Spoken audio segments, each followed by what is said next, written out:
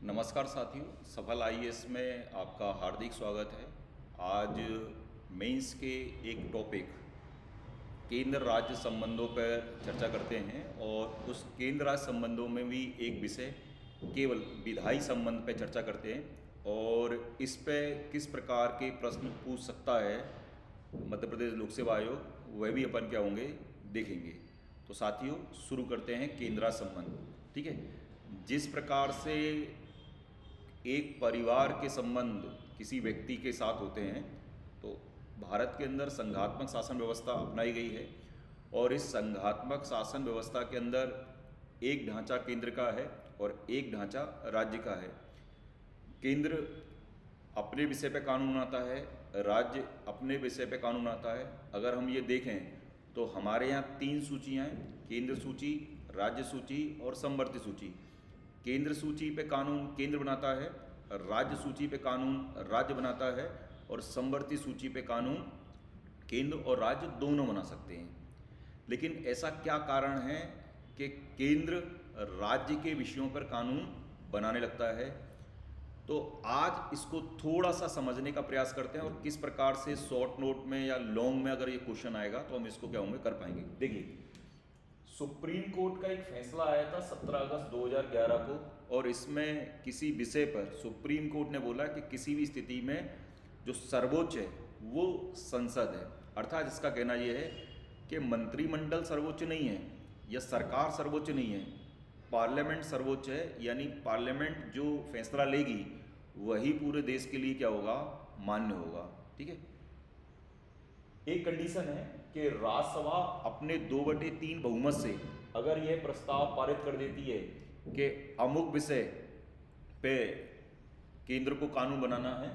यानी संसद को कानून बनाना है, तो केंद्र राज्य सूची के विषय पर क्या होगा, कानून बनाएगा।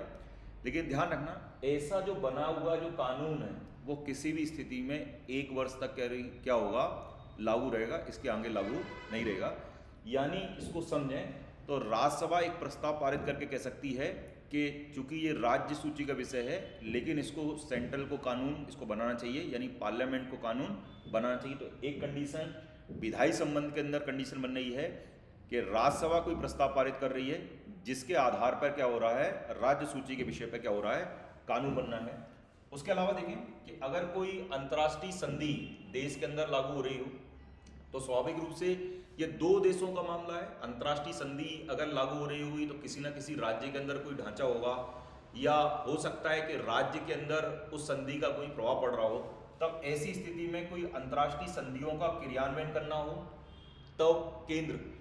से अपील की जा सकती है कि भाई आप राज्य सूची के विषय पर क्या बना दीजिए, कानून बना दीजिए। या आपातकाल लगा हो 352, 356 या 360, ऐसी स्थिति के अंदर राज्य का जो मामला हुआ वो केंद्र क्या होगा, देखेगा।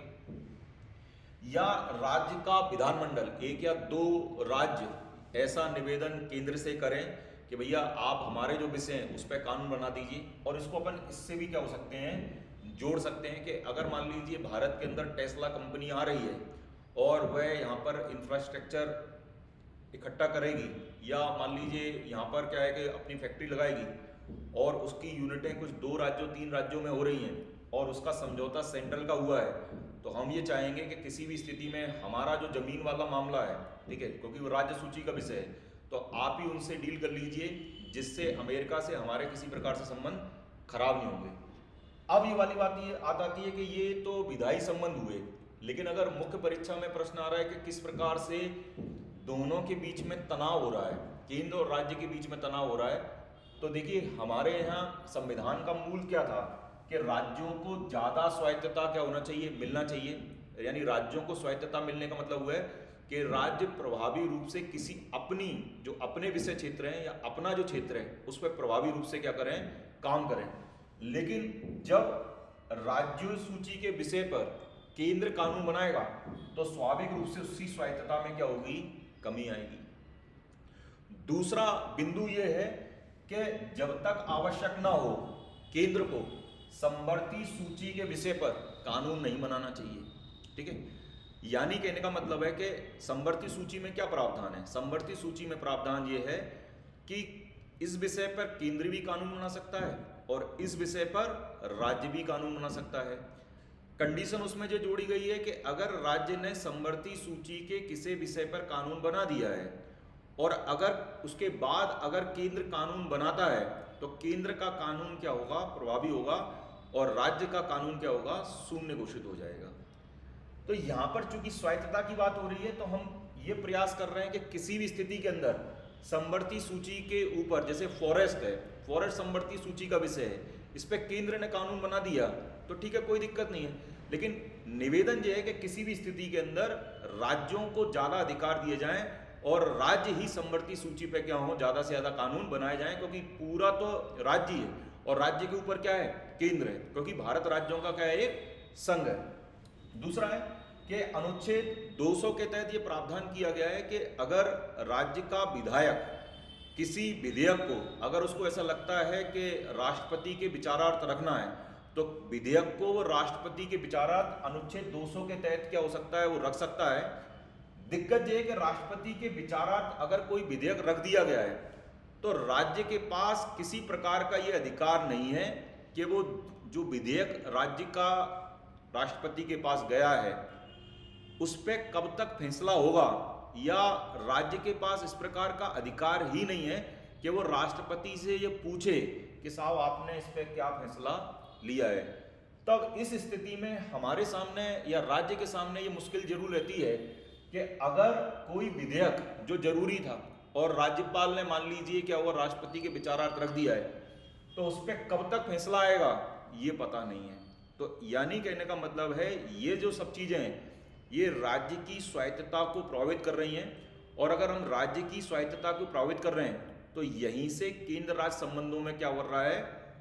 तनाव क्या हो रहा है, पैदा हो रहा है। तब प्रश्न क्या बन सकता है कि केंद्र राज्य संबंधों को विस्तार से समझाइए, या प्रश्न बन सकता है कि केंद्र राज्य संबंधों में, छोटा बन सकता है कि वित्तीय संबंधों को क्या करिए, टिप्पणी लिखिए, या आप क्या सोचते हैं कि राज्यों को कितनी स्वायत्तता देनी चाहिए, ठीक है, या जो वर्तमान में राज्यों को स्वायत्तता दी गई है वह उतनी ही ठीक है या और स्वायत्तता देने की आवश्यकता है। तो साथियों, धन्यवाद।